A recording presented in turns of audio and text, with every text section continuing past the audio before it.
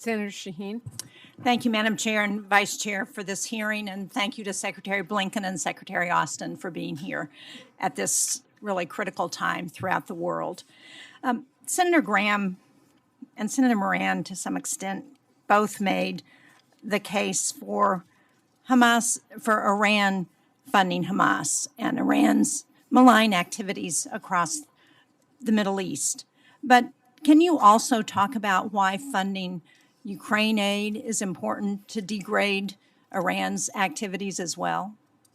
So, Secretary Austin or Blinken?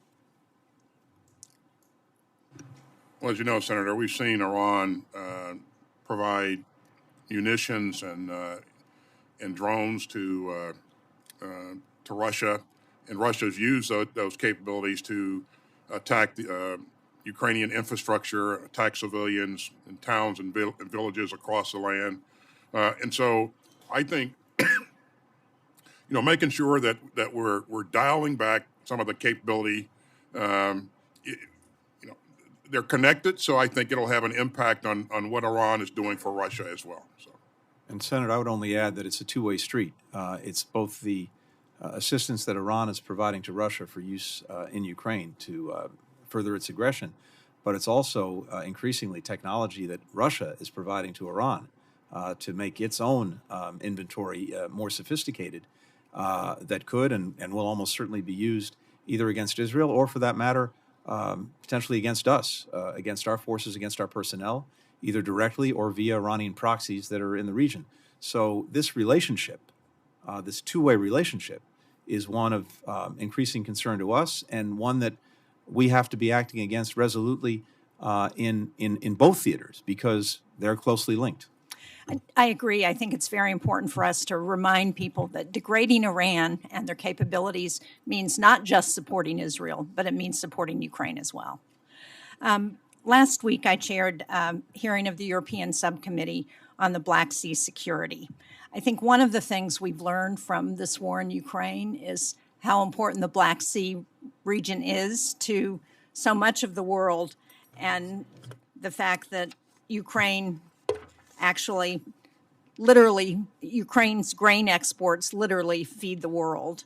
So can you speak to the interconnectedness between the world's food security and Russia's war against Ukraine, and why that's very important, and what's going to happen if we aren't able to continue to open up those grain corridors and provide the food that so many desperate nations and peoples need?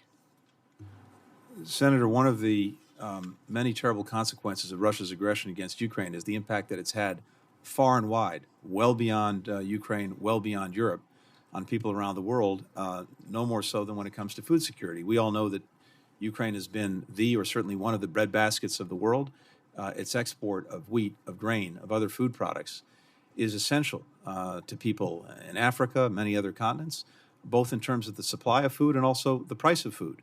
And in interrupting, in stopping the export of foods and food products from Ukraine, particularly through the Black Sea, Russia's had a devastating impact on food security for people around the world. This never should have been necessary in the first place, the Black Sea Grain Initiative, because Russia never should have invaded Ukraine, and then once it did, it never should have blockaded Ukraine's ports and prevented it from exporting. But an arrangement was made, as you know very well, led by the United Nations and Turkey, to get an arrangement by which these products could be exported. And while that agreement was in force, while the Russians were respecting it, allowing it to go forward, some 30 million metric tons of wheat and grain were exported, the equivalent of 18 billion loaves of bread. So that's what was at stake. That's what's been now stopped by Russia refusing to allow that initiative to go forward. So we've been working with the Ukrainians, Europeans have been working with the Ukrainians to find other ways of getting these products out of Ukraine and to world markets, but nothing fully substitutes for the Black Sea. It's why you're so right to focus on it. And by the way, last thing I'll say is we have, as a result of a lot of good work that's been done and very good input from you and from others, a refined Black Sea strategy that we're also sharing with our allies and partners. I think this will be an important subject at the next NATO summit that we'll be hosting here in Washington. Thank you. And I'm almost out of time, but I do want ask you about the suggestion that's being floated that humanitarian aid is going to go through the UN, and the UN is going to take some funding off of that in ways that support the UN and don't support the end goal of that aid. So can you just point out why that is not correct? First of all, that's just quite literally and practically not the way it works. The Security Council is not involved in these either the decisions about how the aid is used or distributed. It's individual UN agencies. Some of the critical UN agencies that are involved in providing assistance, like UNICEF, like the International Organization for Migration, like the World Food Program, happen to be led right now by Americans. In fact, 3 American women. And so we have great confidence in the ability of these agencies to do the critical work that they need to do, and to do it in a way that makes sure the assistance they're providing gets to the folks who need it, not folks who don't need it. Thank you.